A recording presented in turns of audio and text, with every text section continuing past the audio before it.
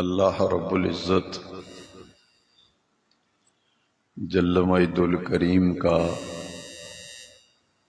فضل و کرم اور لطف و احسان ہے۔ آج نئے اسلامی سال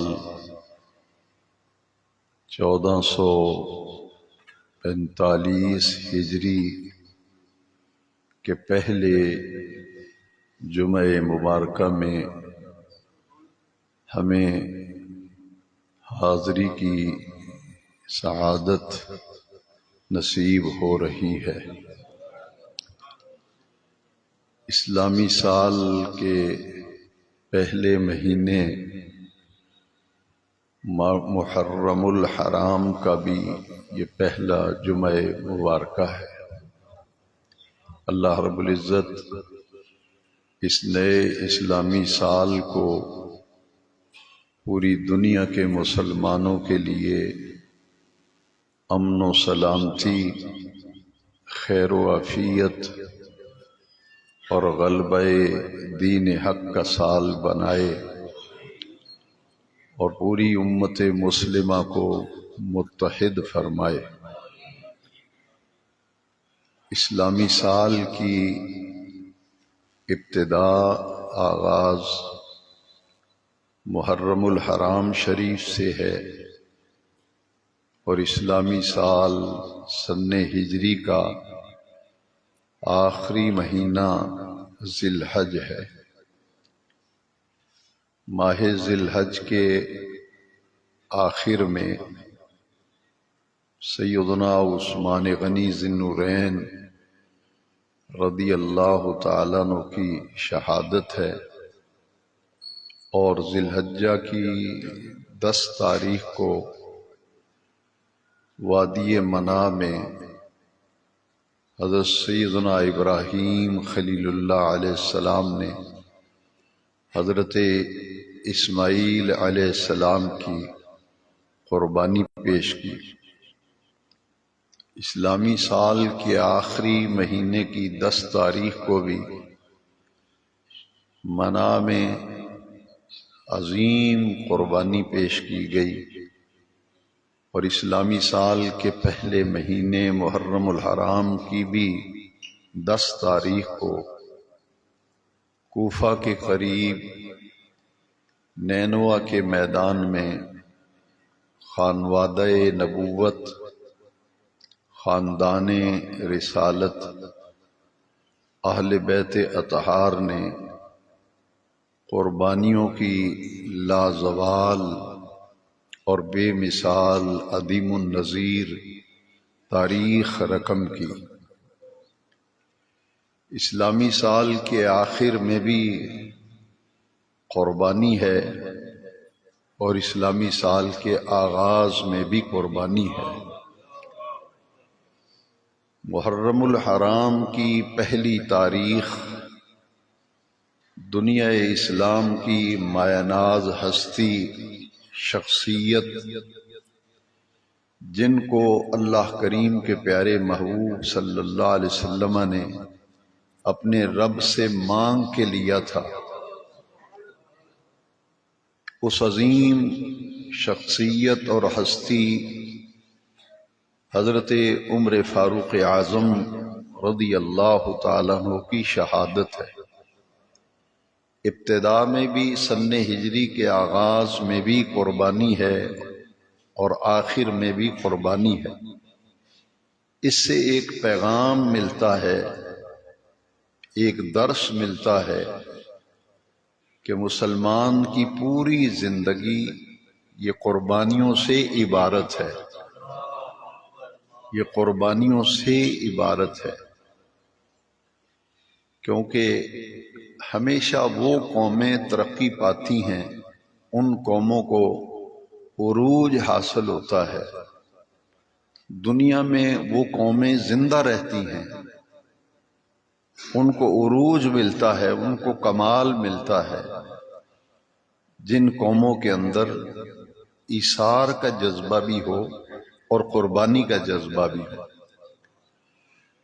قومیں وہ لوگ جو ہاتھ پہ ہاتھ دھر کے بیٹھے رہتے ہیں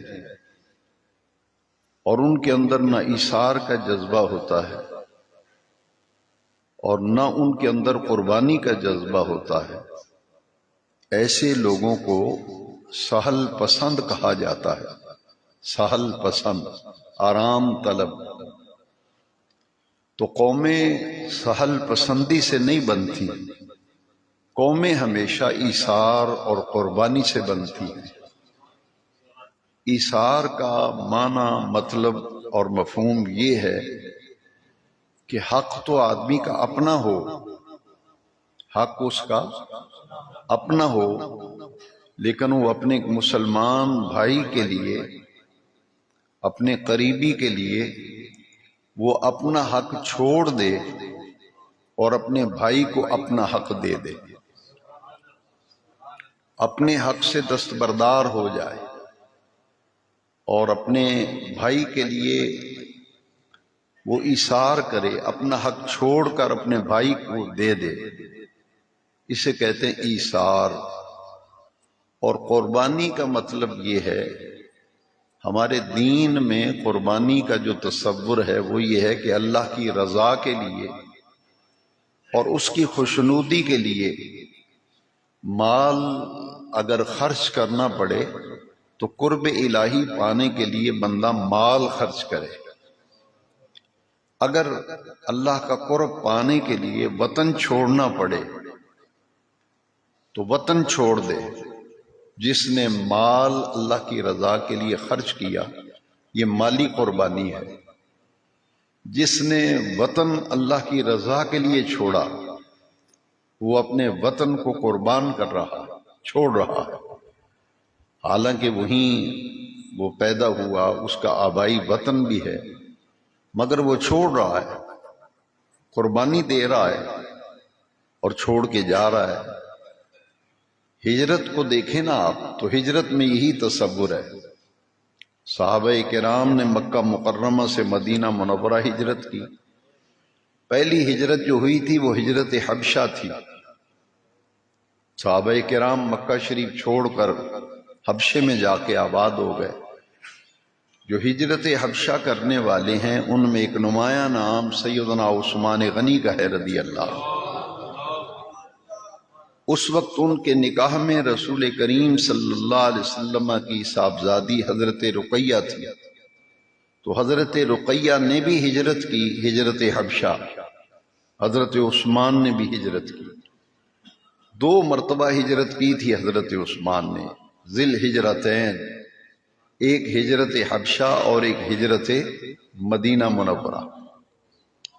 لہذا اسلام یہ سبق دیتا ہے، یہ شہادتیں، وہ حضرت عثمان کی شہادت ہو، 1 محرم کو حضرت عمر کی شہادت ہو، 10 محرم کو کربلا میں 72 نفوس قدسیہ نے شہادت پائی، اور ان کے قائد، ان کے سرپرست اعلیٰ، نمایاں شخصیت جن کی معیت میں 145 نفوس قدسیہ کربلا میں تھے۔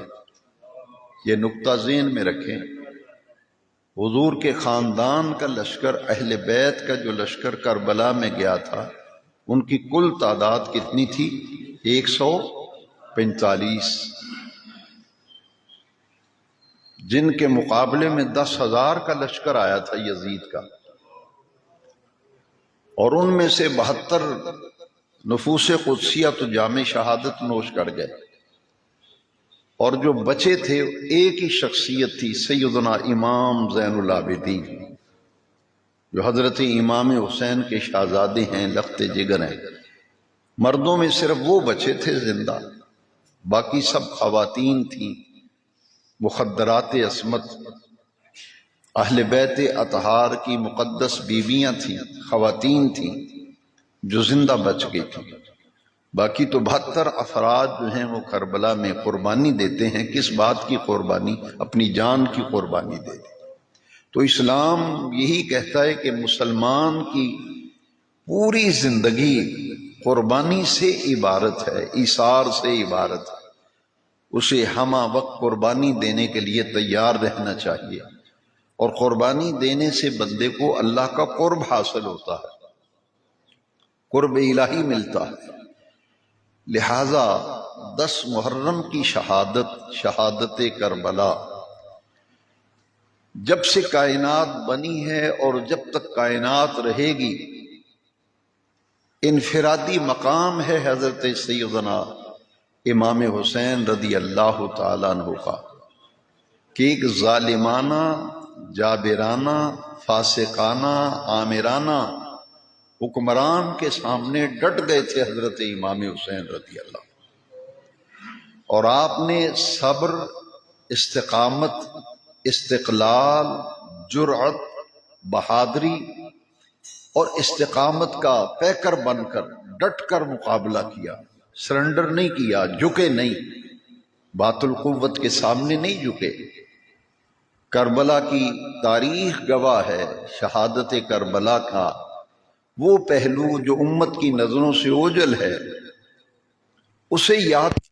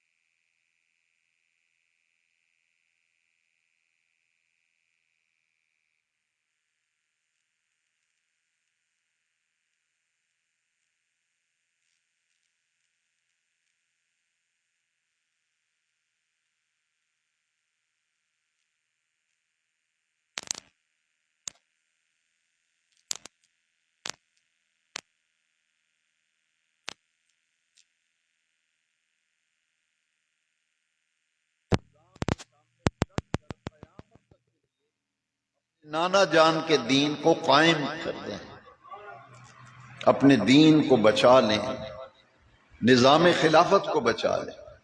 لہذا امام حسین رضی اللہ عنہ نے دوسرا راستہ اختیار کیا، اور ہمیشہ کے لیے یزید کا تو نام و نشان مٹ گیا، یزید کا نام و نشان مٹ گیا، نسل ختم ہو گئی۔ لیکن امام علی مقام، آپ کا نام بھی ہمیشہ کے لیے زندہ و جاوید ہو گیا، اور آپ کا خاندان بھی ہر شہر میں، ہر بستی گاؤں میں آپ کو 2-4 سادات کے گھر مل جائیں گے۔ یعنی یزید کا خاندان تو نہیں ملے گا کہیں کہیں، ہر گلی محلے میں کوئی غلام حسین، کوئی محمد حسین، کوئی فدا حسین۔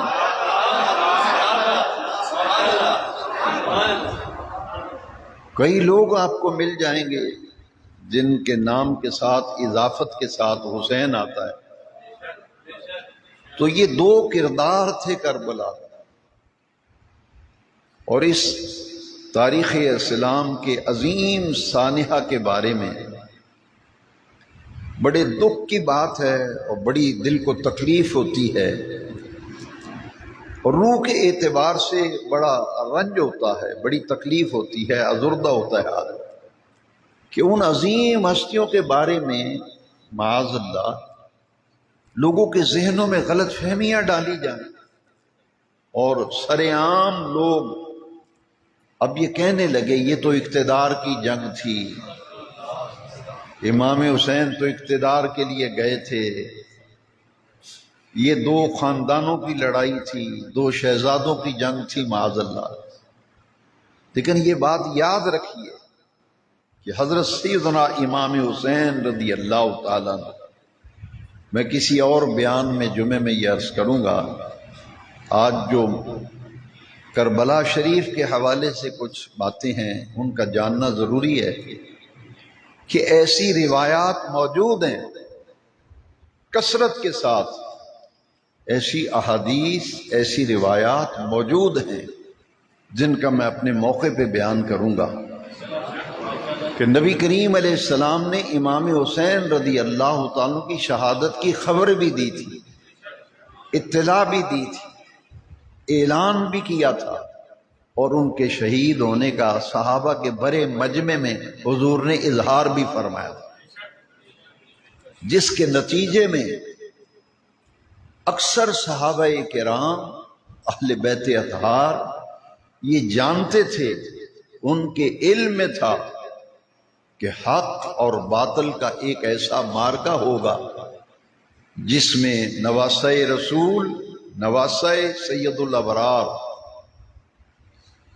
حضرت سیدنا علی المرتضیٰ کرم اللہ تعالی وجہ الکریم کے نور نظر، رسول اللہ کے نواسے سیدنا امام حسین رضی اللہ عنہ اپنی قربانی بھی پیش کریں گے، اپنی شہادت بھی پیش کریں گے، اپنے خاندان کے اعوان و انصار کی شہادتیں بھی پیش کریں گے، ایک ظالمانہ، جابرانہ، آمرانہ، فاسقانہ نظام حکومت کے سامنے ڈٹ جائیں گے۔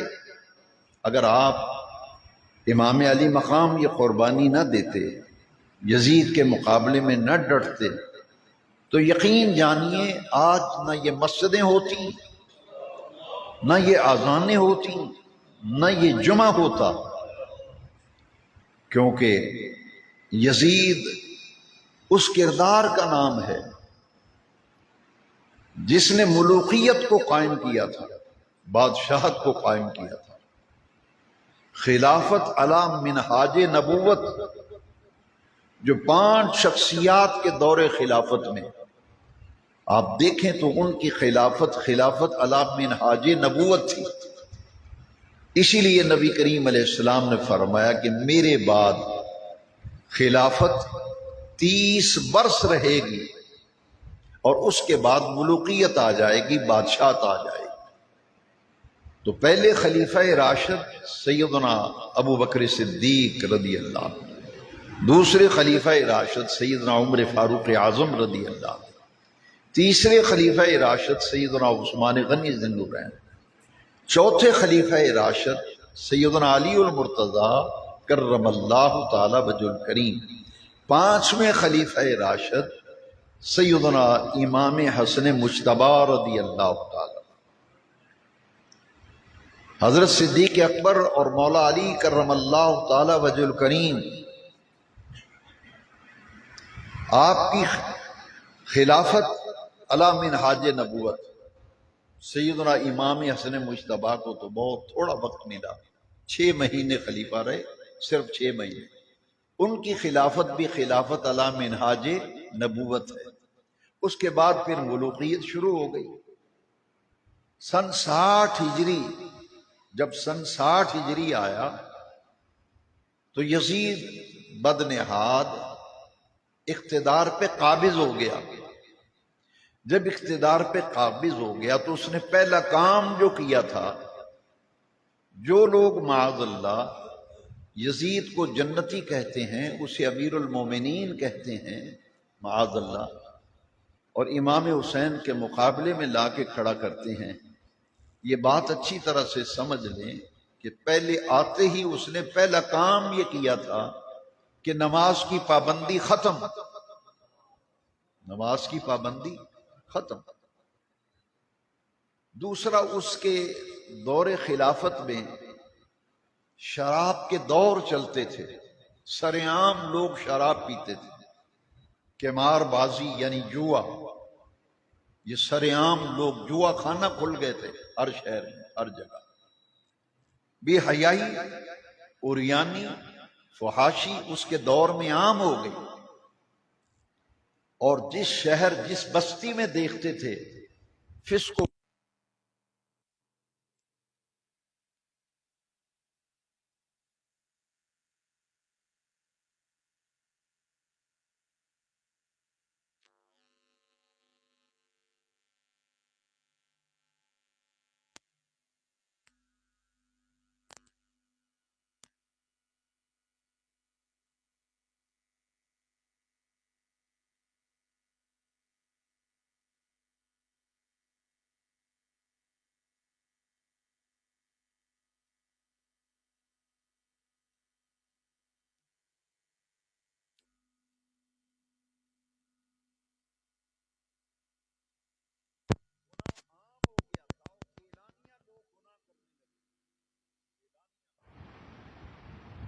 اللہ کی نافرمانی ہوتی تھی اعلانیہ۔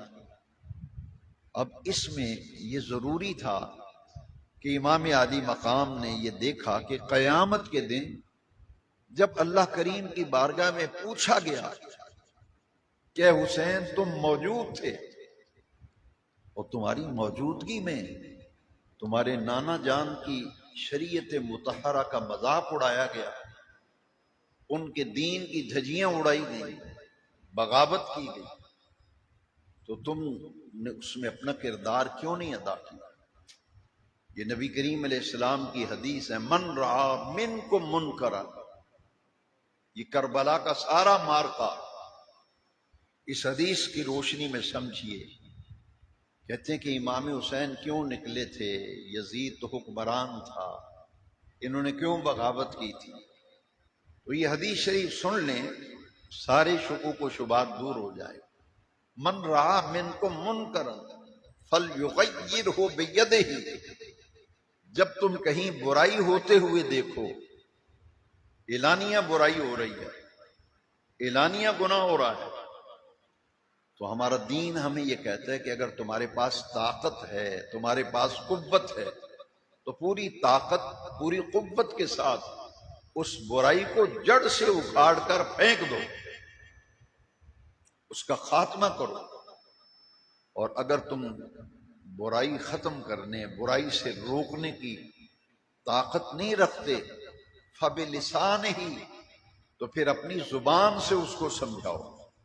ایک ہے طاقت کے زور پر روکنا، قوت سے روکنا۔ اگر ہمارے اندر یہ طاقت نہیں ہے تو پھر ہمارا دین یہ کہتا ہے، نبی کریم صلی اللہ علیہ وسلم نے فرمایا پھر اپنی زبان سے روکو، پھر اپنی زبان سے سمجھاؤ، روکو، تاکہ وہ باز آ جائے۔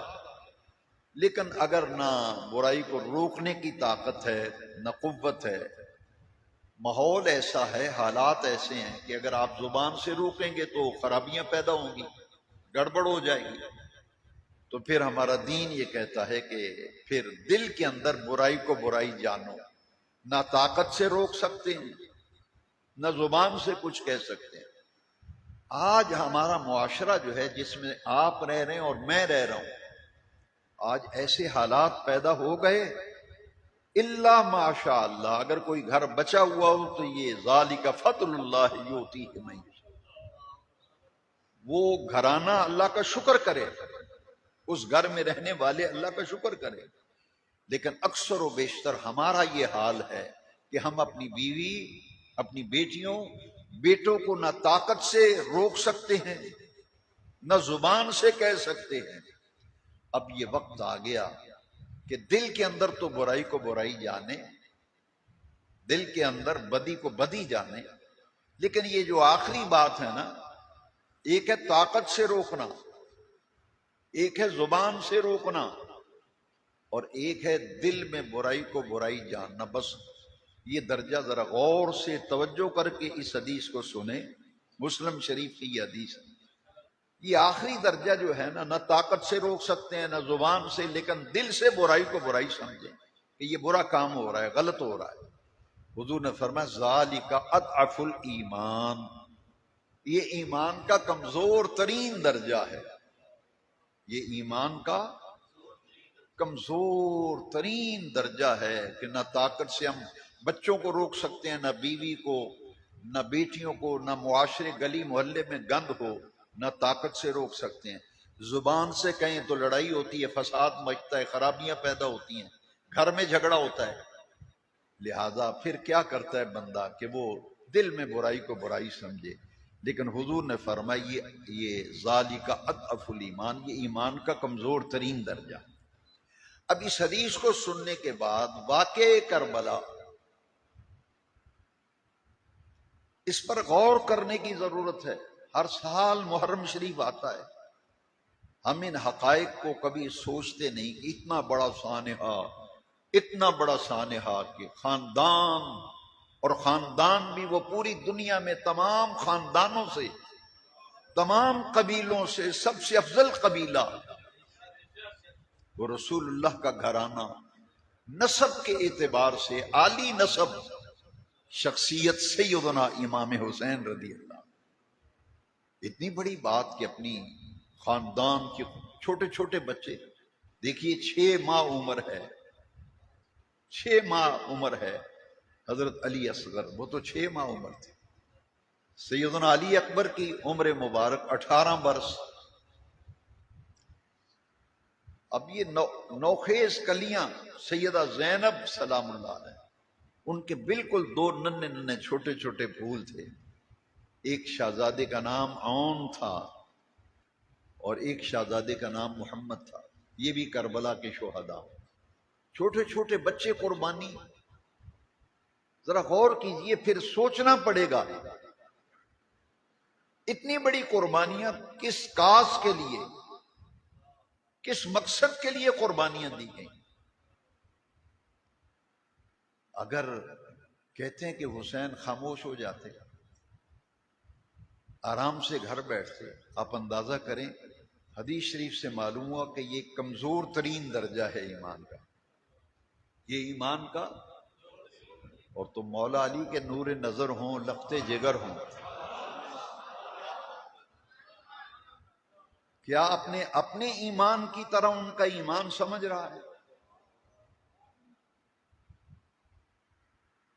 ایمان کی اعلیٰ ترین، میرے جملوں پہ غور کریں، ایمان کی اعلیٰ ترین کیفیات اور ایمان کا اعلیٰ ترین درجہ اس وجود کو حاصل تھا جس کا نام حسین ابن علی ہے۔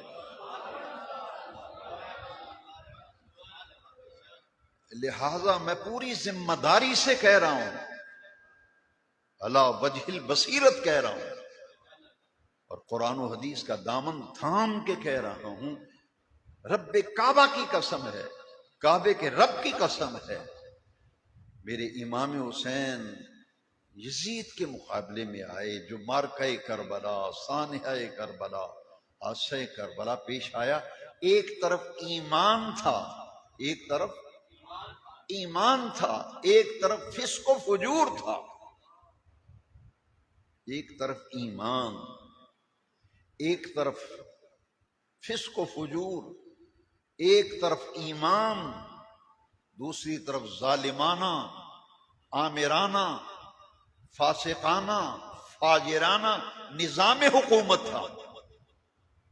حسین اس لیے آئے تھے کہ رسول اللہ کا نواسہ موجود ہے، حضور کا خاندان موجود ہے، تو ان کے ہوتے ہوئے ان کے نانا جان کے نظام خلافت کی دھجیاں اڑا کر ظالمانہ نظام حکومت قائم کیا جائے، فاسقانہ نظام حکومت قائم کیا جائے، آمرانہ نظام حکومت قائم کیا جائے۔ امام حسین خود تو قربان ہو گئے، خاندان کو قربان کر دیا، لیکن خلافت اسلامیہ، رسول اللہ کے دین کو، اپنے نانا جان کی شریعت کو قیامت تک کے لیے زندہ و جاوید کر گئے۔ اسلام کی استحکام کی جنگ لڑی تھی امام حسین، دین کی بقا کی جنگ لڑی تھی، دین کے تحفظ کی جنگ لڑی تھی، دین کی سلامتی کی جنگ لڑی تھی سیدنا امام حسین۔ کسی نے کیا خوب کہا ہے پورے واقعے کربلا کی جنگ کیوں ہوئی، قربانیاں کیوں دیں، یزید کے مقابلے میں کیوں آئے، یہ یاد رکھیے۔ بڑی خوبصورتی سے اس ایک شعر کے اندر کسی نے بیان کیا ہے کہ قتل حسین اصل میں مرگ یزید ہے۔ بظاہر جنگ کس نے جیتی تھی؟ یزید نے۔ بظاہر جنگ کس نے جیتی تھی؟ کربلا میں۔ انہوں نے تو خوشی کے شادیانے بجائے تھے، دیگیں پکی تھی، باجے بجائے تھے اور ناچ گانا کیا تھا کہ حسین نے بغاوت کی تھی حکومت کے خلاف، ہم نے بغاوت کو کچل دیا ہے۔ بظاہر تو یزید نے جنگ لڑی تھی، 145 ٹوٹل تعداد، اسے نظر انداز نہ کیجیے، بعض لوگوں کے علم میں نہیں ہے۔ ٹوٹل خاندان نبوت کا قافلہ کربلا میں، جس کے مقابلے میں 10,000 کا لشکر آیا تھا، یا بعض روایات میں 20,000 بھی ہے۔ وہ 145 سے لڑنے کے لیے کتنا لشکر آ رہا ہے۔ اور جب میں نے تاریخ اسلام کا مطالعہ کیا تو میں نے کہا بدر میں یہی کچھ ہوا تھا۔ ہمیشہ حق پر لوگ تھوڑے ہوتے ہیں، حق پر لوگ، سچائی پر لوگ تھوڑے ہوتے ہیں۔ تاریخ کا مطالعہ کر لیں، یہ کوئی دلیل نہیں، اس لیے اسلام میں تو جمہوریت ہے ہی نہیں۔ یہ جو لوگ دین کے نام پہ الیکشن لڑتے ہیں، میں سیاست سے کیوں دور ہوں، اس لیے میرے نزدیک یہ جمہوریت کا جو نظام ہے کہ الیکشن ہوتا ہے، ایک طرف ایک اللہ کا ولی اگر آپ کھڑا کر دیں الیکشن میں، اس کی ضمانت ضبط ہو جائے گی، اور اس کے مقابلے میں ایک بدماش، چور، اچکا، لنگا اور لفنگا بندہ کھڑا کریں گے تو وہ اکثریت سے جیتے گا۔ کیونکہ جمہوریت جو ہے یہ بندوں کو گنتی ہے، بندوں کو، بولو یار، ناراض ہو گئے؟ ہو جاؤ ناراض، مجھے کوئی فکر نہیں، سارے ناراض بھی ہو جائیں، چلے بھی جائیں، لیکن یہ سبق ہم نے حسین سے سیکھا ہے۔ ساری قوتیں یزید کے ساتھ تھیں، حسین تو کربلا میں اکیلا رہ گیا تھا۔ میں یہ کہتا ہوں کہ جمہوریت میں بندوں کو گنتے ہیں، ادھر کتنے ووٹ ہیں، ادھر کتنے ووٹ ہیں، ایسے ہی ہے نا۔ لیکن نظام خلافت میں گنا نہیں جاتا، نظام خلافت میں بندوں کو تولا جاتا ہے۔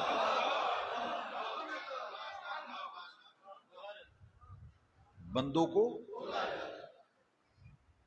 یا متقی آدمی کو کوئی ووٹ نہیں دیتا، پرہیزگار کو کوئی ووٹ نہیں دیتا۔ کیوں؟ اس لیے کہتے ہیں مولوی کا کیا کام سیاست ہے۔ جو لوگ، میں نے بہت تکلیفیں اٹھائیں، بہت تکلیفیں اٹھائیں، میں آپ کو بتا نہیں سکتا، اب بھی میں تکلیفیں اٹھا رہا ہوں انہی لوگوں کے ہاتھوں۔ میرا صرف یہ قصور ہے، میں یہ کہتا ہوں کہ الیکشن میں گنتی ہوتی ہے ووٹوں کی، اسلام میں گنتی نہیں ہے، اسلام میں گنتی نہیں ہے۔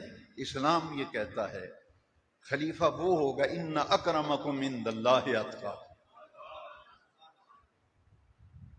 جو سب سے زیادہ متقی ہوگا، جو سب سے زیادہ پرہیزگار ہوگا۔ تو جمہوریت میں بندوں کو گنا جاتا ہے، اور دین گننے کا نہیں کہتا۔ اگر ایک طرف خدا اللہ مجھے معاف کرے، اللہ مجھے معاف کرے، ایک طرف مسجد میں جمعہ ہو رہا ہو اور یہاں کوئی ٹورنامنٹ ہو رہا ہو، کئی دفعہ میں نے آزمایا، اپنے شہر میں آزمایا، جمعہ ہو رہا ہے ادھر اسی وقت ٹورنامنٹ ہو رہا ہے، میچ ہو رہا ہے، اور کیا ہوتا ہے کہ مسجد میں گنتی کے چند نمازی ہوتے ہیں، یہاں تک کہ اگر کوئی انگلینڈ میں میچ ہو رہا ہے، نیوزی لینڈ میں میچ ہو رہا ہے، تو لوگ نہ نماز پڑھنے آتے ہیں نہ جمعہ پڑھنے آتے ہیں، میں نے پوچھا نمازی بہت کم ہے میری مسجد میں، بات کیا ہے؟ کہتے ہیں میچ لگا ہوا ہے، لوگ بازار میں میچ دیکھ رہے ہیں۔ اگر گنتی کرنی ہے تو پھر یہ عالم ہے، لیکن اسلام یہ کہتا ہے کہ باقی سارے فجر کے وقت گھر میں سوئے ہوئے ہیں، لیکن ایک شخص جس کے گھر میں روٹی نہیں کھانے کے لیے جوتا گانٹتا ہے گلی کی نکر پہ بیٹھ کے، لیکن وہ فجر کی نماز جب پڑھنے آتا ہے تو ہمارا دین یہ کہتا ہے وہ ان سب سے افضل ہے۔ بس یہ میرا قصور ہے جس کی میں آج تک اپنے ہی بچوں کے ہاتھوں سزا بھگت رہا ہوں۔ اس لیے یہی کربلا، یہ میں نے ساری باتیں اس لیے کی ہیں کہ کربلا کے واقعے پر غور کرنے کی ضرورت ہے، جو اس کا اصل پہلو ہے۔ ان پاک ہستیوں کا تذکرہ سننا، ان کی شہادتوں کے واقعات سننا، یہ تو ایمان کو تازگی بخشتا ہے، ایمان کو تقویت بخشتا ہے، لیکن وہ مقصد جس کے لیے اتنی بڑی قربانیاں دی گئیں، وہ مقصد کیا تھا؟ خواجہ غریب نواز خواجہ معین الدین چشتی اجمیری نے کربلا کی شہادت کا مقصد بیان کیا کہ قربانیاں کیوں دی گئیں، چھوٹے چھوٹے بچے کیوں ذبح کرائے گئے۔ پورے خاندان میں سے پورے 145 نفوس قدسیہ کا قافلہ کربلا میں گیا تھا، اور اس میں ایک ہی شخصیت بچی تھی، مردوں میں صرف ایک ہی شخصیت۔ اس لیے واقعہ کربلا کا عینی شاہد، یہ میری بات بڑی توجہ سے سنیے، بڑی باریکی کی بات ہے، جو باشعور لوگ ہیں بات کو سمجھنا چاہتے ہیں اور بات سمجھنے کے لیے جمعہ پڑھنے آتے ہیں، وہ پھر میرے لفظوں پہ غور کریں کہ پورے کربلا کے واقعے کے اللہ کی عزت کی قسم، حضور کے خاندان میں سے جو آنکھوں دیکھا حال ایک ہی گواہ تھا، جس کا نام سیدنا امام زین العابدین تھا، جن کا لقب سجاد ہے، جن کا لقب بیمار کربلا ہے۔ یہ بھی اس لیے بچے تھے کہ اللہ کریم نے انہیں بیمار کر دیا، علالت ہو گئی۔ انہوں نے چاہا اپنے ابا جان سے کہا، جب آخری وقت میں امام علی مقام میدان میں جانے لگے تو انہوں نے کہا ابا جان سب نے قربانیاں دے دی، میں بچ گیا ہوں، میں آپ کو نہیں جانے دوں گا، پہلے میں قربانی دوں گا۔ فرمایا نہیں بیٹا، تجھے جو بیمار کیا گیا ہے اور تم اٹھ کے چل بھی نہیں سکتے، اتنی بیماری غالب آ گئی کیوں؟ رب نے غالب کی ہے۔ فرمایا میری نسل تجھ سے چلے گی، رسول اللہ کا خاندان تجھ سے آگے بڑھے گا، اس لیے حکمت کے تحت تجھے بیمار کیا گیا۔ تو کربلا کے عینی شاہد تو حضرت زین العابدین۔ یہ واقعہ کربلا ہم سنتے سناتے ہیں، لیکن یاد رکھیے یہ ایسا سانحہ تھا کہ پوری زندگی واقعہ کربلا کے بعد سیدنا امام زین العابدین کو کسی نے نہ ہنستے دیکھا نہ کبھی مسکراتے دیکھا۔ مسکراہٹیں چھین لی تھی واقعہ کربلا نے۔ اور پھر امام زین العابدین جب پانی پیا کرتے تھے، پانی پینے سے پہلے زارو قطار روتے تھے، کربلا کی شہادتیں سامنے آ جاتی، یہاں تک کہ اگر گلی میں سے قصاب گوشت بناتا اور گوشت لٹکاتا ہے نا قصاب، بکرا ذبح کر کے کھال اٹھا کر کچھ حصہ اوپر کنڈے سے لٹکا دیتا ہے، کچھ بوٹیاں بناتا ہے۔ امام زین العابدین بازار میں سے جب دمشق کے بازار میں سے گزرے تو دیکھا ایک قصاب بوٹیاں کر رہا ہے، گوشت بنا رہا ہے۔ واقعہ کربلا میں آپ کو وہ یاد آ گیا کہ جب میں خانوادہ نبوت کے گوشت کے ٹکڑے جمع کرتا تھا، آپ پہ غشی طاری ہو گئی اور آپ بے ہوش ہو گئے۔ اور پھر جب حضرت امام زین العابدین کبھی بھی بازار میں سے گزرتے تھے، ایک ایسا بازار جس کا نام تھا السوق القصاب، کسائیوں والا بازار، وہاں بکرے اور گوشت بکتا تھا، وہاں کسائی لوگ گوشت کرتے تھے. لیکن اگر کوئی قصاب جو مسلمان تھے وہ دیکھتے تھے کہ دور سے دیکھ لیتے تھے امام زین العابدین آ رہے ہیں نا، تو وہ گوشت کے اوپر کپڑا ڈال دیتے تھے. جو گوشت لٹکایا ہوتا تو اس پہ بھی کپڑا ڈالتے تھے، جو بوٹیاں پڑی ہوتی تھی ان پہ بھی کپڑا ڈال دیتے تھے. یہ ہے کربلا کے نتائج. پھر وہ مقصد آپ کو اور مجھے محرم کے مہینے میں یہ دیکھنا ہے کہ عثمان غنی رضی اللہ عنہ قرآن پڑھتے ہوئے شہید کیے گئے. حضرت عمر فاروق اعظم جن کا یوم شہادت 1 محرم ہے، 26 ذی الحج کو نماز فجر کی امامت کے لیے محراب رسول میں امامت کے لیے محراب النبی میں کھڑے ہیں اور نماز کی حالت کے لیے تیار ہیں، صفیں سیدھی کرا رہے ہیں.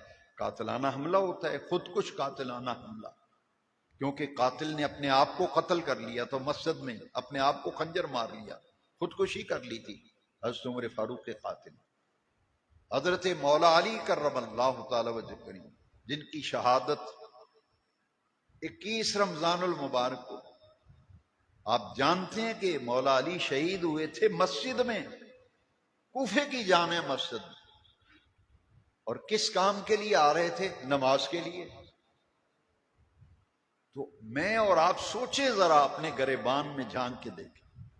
ہم ان کی محفلیں بھی کر رہے ہیں، دیگیں بھی پکا رہے ہیں، لنگر بھی پک رہا ہے، سب کچھ ہم کر رہے ہیں، لیکن ان ہستیوں نے جو قربانیاں دیں اس کا تقاضا کیا ہے؟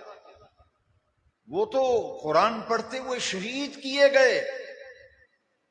اور ہماری جب شادی ہوئی، ہماری بیگم صاحبہ کو جہیز میں جو قرآن ریشمی غلاف میں لپیٹ کے دیا گیا تھا وہ تو اسی طرح پڑا ہوا ہے، اس کی تو کھول کے کبھی تلاوت نہیں کی. جو ماں باپ نے فرنیچر والے سے بڑی خوبصورت لکڑی کی جائے نماز ماں باپ نے دی تھی، اس جائے نماز پر ہمارے بچے کھیلتے ہیں، اس پہ ہم نماز نہیں پڑھتے، گھروں میں قرآن نہیں کھولتے. ذرا غور کیجئے، کربلا کی شہادت کا جو سب سے بڑا سبق ہے، نمایاں سبق ہے، ظالم جابر عامر فاسق کے سامنے ڈٹ جانا، قربانی دے دینا، لیکن سرنڈر نہیں کرنا، جھکنا نہیں باطل کے ساتھ. یہ تھی خوبی. اور دوسرا یہ تھا کہ نماز سے ان ہستیوں کو اتنا پیار نماز سے. حضرت عمر محراب نبی میں شہید ہوئے، مسجد نبی میں شہید ہوئے. مولا علی مسجد میں نماز فجر کے لیے آتے ہوئے شہید ہوئے. عثمان قرآن پڑھتے ہوئے شہید ہوئے. اور سخی لجپال حسین وہ شہید ہوئے تو سجدے کی حالت میں ہوئے. اللہ اکبر. سجدے تو اوروں نے بھی کیے مگر حسین تیرا عجب انداز ہے، تو نے وہ سجدہ کیا جس پر خدا کو ناز ہے. اقبال نے بھی کہا کہ اسلام کے دامن میں اس کے سوا ہے کیا؟ کہتے ہیں ایک ضرب ید اللہ، ایک سجدہ شبیری. یہ ہے کربلا. ایک سجدہ ہے، تیرے گھر میں مہمان آ جائیں تیری نماز کی چھٹی، بیٹی بیٹے کی شادی ہو نمازوں کی نمازیں ضائع. انگلینڈ میں، نیوزی لینڈ میں، ساؤتھ افریقہ میں اگر کرکٹ میچ ہو رہا ہے تو میرے مسلمان بیٹے مسلمان بھائی کی نمازوں پہ نمازیں قضا، ساری رات موبائل سے کھیلنا، فجر کی نماز ضائع. وہ کربلا کی یاد، کربلا کا واقعہ ہمیں یہ سبق دے رہا ہے. اس سے بڑا کیا امتحان ہوگا، اس سے بڑی کیا آزمائش ہوگی. ہر طرف 72 لاشیں پڑی ہوئی ہیں. ہمیں تو اس وقت کوئی چیز، ایک گھر میں میت ہو جائے کچھ یاد نہیں رہتا، کچھ سوچتا نہیں. حسین تیری عزت و عظمت کو سلام، تیرے رفعت کو سلام. 72 لاشیں پڑی ہوئی ہیں اور حسین اپنے رب کو سجدہ کر رہا، نماز پڑھ رہے ہیں سجدے میں، سبحان ربی اللہ، سبحان ربی اللہ۔ امام پاک نے شہادت پائی تو نماز کی حالت میں شہادت پائی۔ اور یہ سارا کربلا کا واقعہ، اگر جتنے بھی سوال آپ کریں گے، کیوں ہوا، کیسے ہوا، حق پہ کون تھا، باطل پہ کون تھا، مقصد کیا تھا، کیوں شہید کیا گیا، قربانیاں کیوں دی گئی، خواجہ غریب نواز معین الدین اجمیری نے سارا واقعہ کربلا ایک ربائی میں اس کی حقیقت بھی بتا دی، اس کا فلسفہ بھی بتا دیا، اس کی منطق بھی بتا دی، اس کی لاجک بھی بتا دی۔ جو تو دلوں میں اہل بیت کی محبت رکھتے ہیں، یہ صرف ان کے نام ہے، تو جو ان ہستیوں سے بغض و عناد رکھتے ہیں ان سے ہمیں غرض ہی کوئی نہیں۔ بھئی ہمیں ان سے کیا لینا دینا، ہم تو اپنے پیار کی بات کرتے ہیں، اور مسلمان ہوتا ہی وہ ہے جو حسین سے پیار کرے۔ یہ رسول اللہ کے نواسے ہیں جن کی شہادت خبر دیتے ہوئے حضور کی آنکھوں میں آنسو آ گئے تھے۔ حسین کا ذکر سن کر رونا اور آنکھوں میں آنسو آنا، یہ رسول اللہ کی سنت ہے۔ کیوں ہوا تھا کربلا؟ خواجہ معین الدین اجمیری سے پوچھتے ہیں، فرماتے ہیں شاہ است حسین، بادشاہ است حسین، دین است حسین، دین پناہ است حسین، دین است حسین، دین پناہ است حسین۔ اب یہ کیوں ہوا واقعہ کربلا؟ کیوں ہوا واقعہ کربلا؟ قربانیاں کیوں دیں؟ خواجہ معین فرماتے ہیں سر داد، سر داد، سر تو کٹوا دیا، سر کٹا دیا، نیزے پہ چڑھا لیا۔ ادھر عثمان شہادت کے وقت قرآن کی تلاوت کر رہا ہے، لوگوں حسین وہ ہیں جن کا کٹا ہوا سر کوفے کے بازار میں نیزے کی نوک پہ سورہ یاسین کی تلاوت کر رہا ہے۔ لہذا قرآن سے، نماز سے ان دو ہستیوں کو اتنی محبت، اتنی محبت۔ کوئی شہادت کے وقت قرآن پڑھ رہا ہے، کوئی شہادت کے بعد کٹا ہوا سر نیزے کی نوک پہ قرآن کی تلاوت کر رہا ہے، شہادتیں سجدوں میں ہو رہی ہیں۔ خواجہ نبی معین الدین اجمیری فرمائے سرداد نہ داد دست در دست یزید، ووٹ نہیں دیا یزید کو، بس یہ قصور تھا، بس یہ قصور تھا۔ آج جسے آپ ووٹ کہتے ہیں وہ بیعت تھی، وہ کیا تھی؟ بیعت، کسی کی خلافت کے حق میں ووٹ دینا، اسے بیعت۔ سرداد نہ داد دست در دست یزید، حقہ کے بنائے لا الہ است حسین۔ بس دین بچایا تھا، کلمہ بچایا تھا، نانے کی شریعت بچائی تھی۔ قتل حسین اصل میں یزید مر گیا، مٹ گیا، کہیں آپ کو یزید نہیں نظر آئے گا۔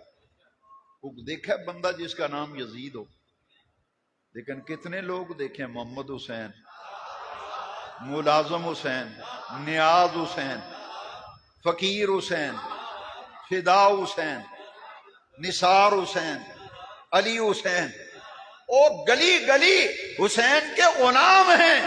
یزید مٹ گیا، اس کا خاندان مٹ گیا، ہر محلے میں، ہر شہر میں 4-5 گھر سیدوں کے مل جائیں گے۔